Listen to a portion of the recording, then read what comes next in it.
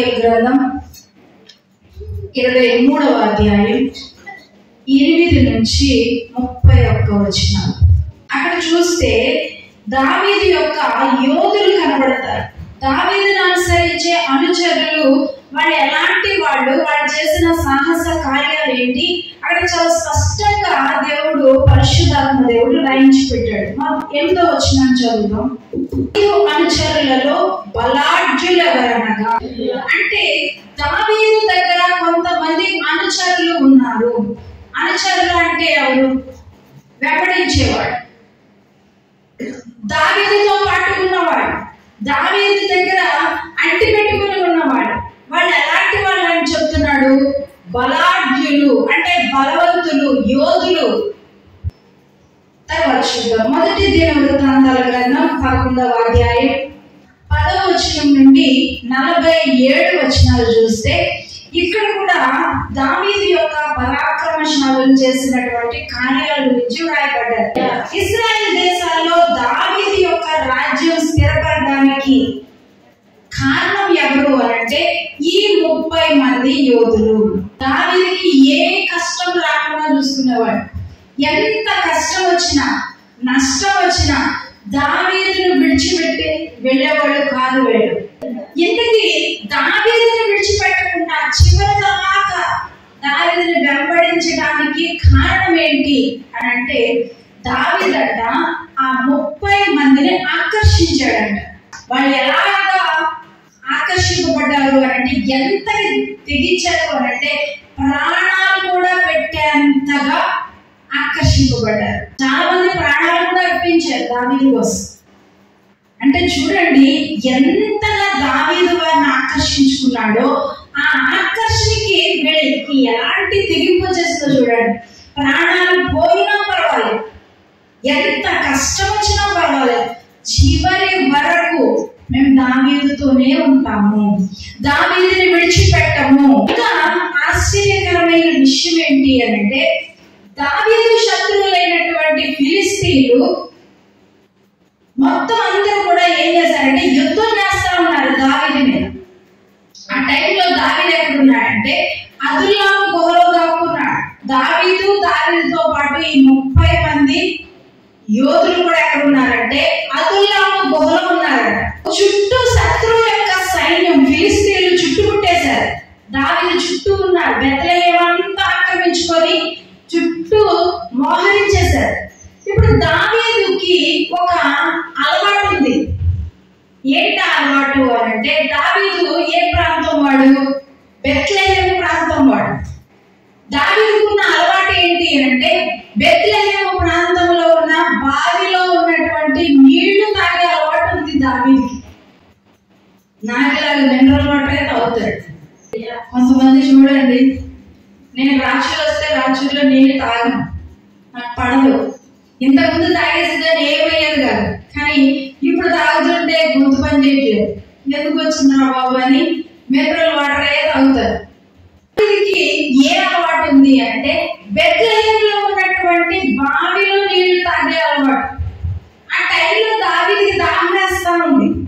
చుట్టూ ఏమో శత్రువులు ఉన్నారు, దాహం వేస్తా ఉంటే ఇప్పుడు దావీదు ఆ 30 మంది మీద 3 పెద్దలుగా నియమించాడు. ఆ 3 పెద్దల్ని పిలిచి దావీదు ఏమంటున్నాడంటే నాకు దాహం వేస్తుంది, అక్కడ దాకా బాగానే ఉంది, దాహం వేస్తుంది అని చెప్పి అన్నాడు. నాకు బెత్లెహేములో ఉన్న బావిలో నీళ్లు తాగాలనిపిస్తుంది. మనమైతే ఏమంటాం? రాజుకి పోయే కాలం వచ్చిందేమో, ఇక్కడ పోయేది కాకుండా మనల్ని కూడా చనిపోయేలాగా ఉన్నాడు. దాహం వేస్తే ఏదో నీళ్ళు తాగాలి, కానీ బెత్లెహేములో ఉన్న నీళ్ళే కావాలంటే ఎక్కడి నుంచి తెస్తారు? ఇప్పుడు ఒకవేళ వాళ్ళు బెత్లెహేముకి వెళ్ళారనుకోండి, బతుకొస్తారా? బతుకుతారా అసలు? ఎందుకు? వాళ్ళ కనుక ఎవరైనా శత్రువులు చూసారా దావీదుతో ఉన్నారు వీళ్ళు అని తెలిస్తే తప్పని అంటారు. ఏం చేశారంటే దావీదు వచ్చి ఆ 3 పిలిచి నాకు చాలా దాహం వేస్తుంది, నాకు బెత్లెహేములో ఉన్న బావిలో నీళ్ళు తాగాలని ఉందిరా అని చెప్పాడు. చెప్తే వీళ్ళు 3 బయటకు వస్తారు. దావీదు కూడా చెప్పలేదంట. దావీదు కూడా ఏమి చెప్పకుండా చెప్పకుండా బయటకు వచ్చేసి ఇక్కడ ముగ్గురు మాట్లాడుకున్నారు. మన రాజు, మన ప్రియుడు. దావీదు అంటే అర్థం ఏంటి? ప్రియుడు అని అర్థం. మన ప్రియుడు ఏమడుగుతున్నాడు? దాహం వేస్తుందని అడుగుతున్నాడు. మన ప్రియుడి యొక్క దాహాన్ని తీర్చడం మన బాధ్యత. చచ్చిపోయినా పర్వాలేదు, పదాలు అని చెప్పి ముగ్గురు మాట్లాడుకుని బయలుదేరారు. ఆ బెత్లెహేము ప్రాంతం అంతా ఫిలిస్తీయులు ఉన్నారు, శత్రువులు ఉన్నారు. బావి దగ్గర కూడా శత్రువులు ఉన్నారు. వీళ్ళు ముగ్గురు ఆ నీటికి వెళ్తా ఉంటే అడ్డు వచ్చిన వాళ్ళందరినీ చంపుకుంటూ వెళ్ళిపోతున్నారు. చంపుకుంటా వెళ్ళిపోయి ఆ బెత్లెహేములో ఉన్న బావిలో నీళ్లు తీసుకొచ్చి దావీదుకి తీసుకొచ్చి ఇచ్చారు. అసలు ఏమనాలి వీళ్ళని? ఏమనొచ్చు? చూడండి, మామూలుగా అసలు వెళ్ళడానికి అవకాశం లేదు, ఎవరు వెళ్ళడానికి లేదు అక్కడ ఆ ప్రాంతానికి.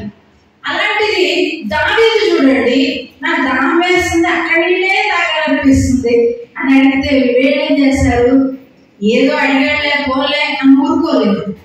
దావీదు యొక్క దాహం తీర్చడమే మాకు శ్రేష్టమైన పని అనుకున్నారు.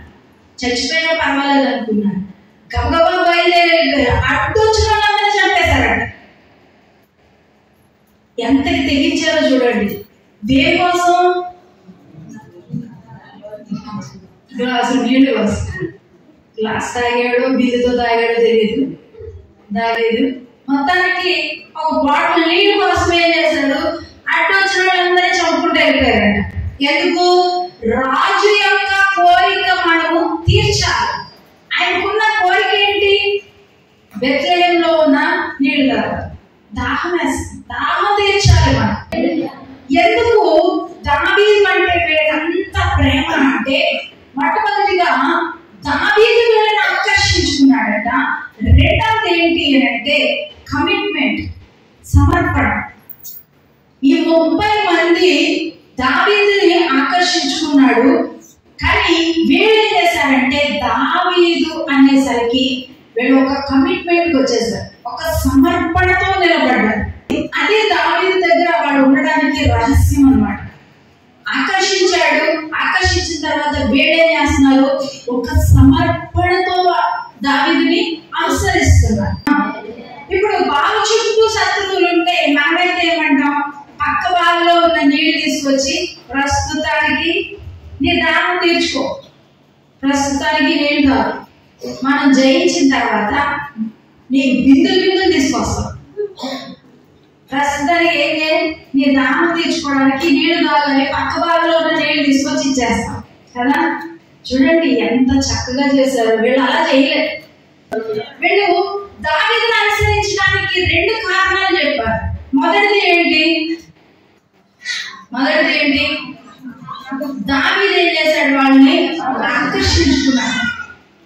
ఇప్పుడు చూద్దాం, ఒక మానవుడిగా దావీదు చూపించిన ఆ ఆకర్షణకే వాళ్ళు అంతగా తెగిస్తే, దావీదు ప్లేస్ లో యేసు ప్రభువుని పెట్టండి. యేసు ప్రభువుని ఆకర్షించలేదా? ఆకర్షించలేదా? ఆకర్షించాడు కాబట్టి మీరందరూ ఇక్కడికి వచ్చారు. ఇందాక మల్లేషు సాక్ష్యం చెప్తా ఉన్నాడు. ఏమని చెప్పాడు? దేవుడు నాతో మాట్లాడాడు, దేవుడు నన్ను దర్శించాడు, మందిరానికి వెళ్ళాలనిపించింది, అందుకే ఇక్కడికి వచ్చాను అన్నాడు. అంటే ఎవరు ఆకర్షించారు? నేనా? మీరా? మనం కాదు ఆకర్షించింది మల్లేష్ని, నేను కాదు ఆకర్షించింది. ఎవరు ఆకర్షించారు? యేసు ప్రభు ఆకర్షించాడు. రోజు దావీదు ఆ 30 మందిని ఆకర్షించాడన్న. వాళ్ళు ఎంతకి తెగించారు అంటే, ప్రాణం పోయినా పర్లేదు, మేము దావీదుని సంతోషపరచాలి. దావీదు యొక్క దాహం తీర్చడానికి వాళ్ళు అంత ప్రయాసపడ్డారు, ప్రాణాలు తెగించారు. ఈ రోజు ఉందా మీకు ఆ తెగింపు? ఈరోజు మనం ఉందా ఆ తెగింపు? మేము ఎలాగైనా, ఎంత కష్టం వచ్చినా, ఎంత నష్టం కలిగినా నేను దేవుని సంతోషపరచాలి, నేను యేసు ప్రభువుని సంతోషపరచాలి. ఆ తెగింపు ఉందా మనకి? ఆ సమర్పణ ఉందా?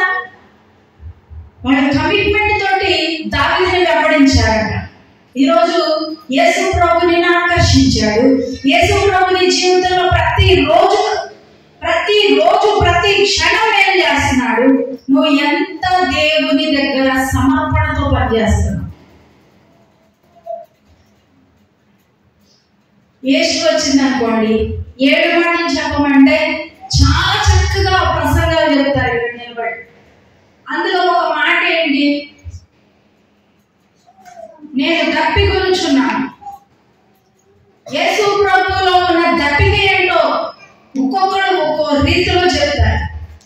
ఇక్కడ దావీదు యొక్క దప్పిక తీర్చడానికి వాడు ప్రాణాలు తెగించి వెళ్ళిపోయారు. మరి ఈరోజు యేసు ప్రభు యొక్క దప్పిక ఏంటో నీకు తెలుసు. ప్రతి ఈస్టర్కి, ప్రతి గుడ్ ఫ్రైడేకి నువ్వు వర్తమానం పెడతావు. ఆయన దప్పిక ఏంటో నీకు తెలుసు. ఆయన ఏం చేస్తే సంతోషపడతాడో నీకు తెలుసు. కానీ నువ్వు చేస్తున్నావా? తెగిస్తున్నావా? సమర్పణ ఉందా? కష్టం వచ్చినప్పుడు మానేస్తాం యేసు ప్రభువుని వెంబడించడం. నష్టం కలిగితే మానేస్తారు. కానీ ప్రాణాలు పోయినా వాళ్ళు అది తిరిగి వస్తారనే ఉద్దేశంతో కదా నీళ్ళు తేవడానికి. తిరిగి వస్తారని తెలియదు వాడికి.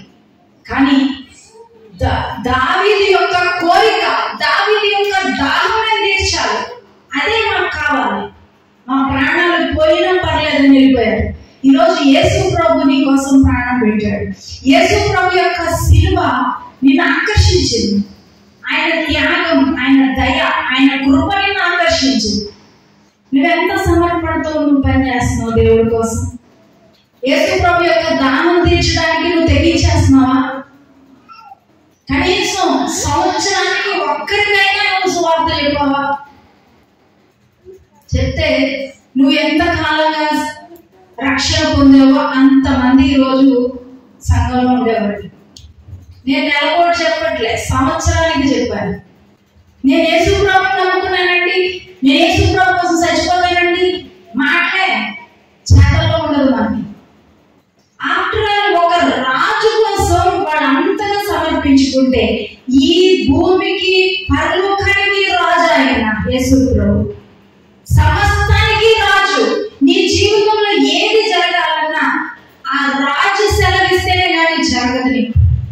అలాంటి రాజును మనం వెంబడిస్తున్నాం. ఆయన యొక్క కోరిక, ఆయన యొక్క దాహం తీర్చడానికి మనకు సమర్పణ ఉందా?